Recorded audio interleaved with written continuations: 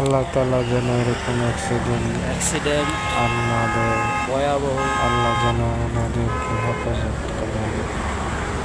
আশা করি কারো ক্ষতি হয়নি, তবে ট্রাক মালিকের ক্ষতি হয়েছে।